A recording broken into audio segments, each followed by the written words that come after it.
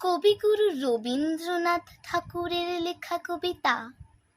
প্রশ্ন: ভগবান, তুমি যুগে যুগে দূত পাঠায়েছ বারে বারে দয়াহীন সংসারে। তারা বলে গেল ক্ষমা করো সবে, বলে গেল ভালোবাসো।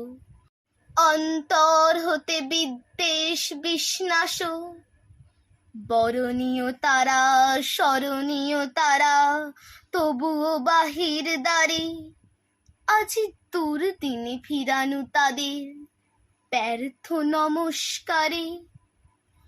আমি যে দেখেছি গোপন হিংসা কপট রাত্রি ছাই, হেনেছে নিঃসহায়। আমি যে দেখেছি প্রতিকারহীন শক্তের অপরাধে বিচারের বাণী নীরবে নিভৃতে কাঁদে।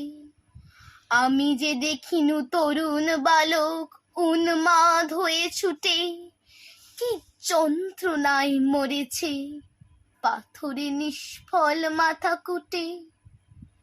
কণ্ঠ আমার রুদ্ধ আজিকে বাঁশি সঙ্গীত হারা, অমাবস্যার কারা লুপ্ত করেছে আমার ভুবন দুঃস্বপনের তলে।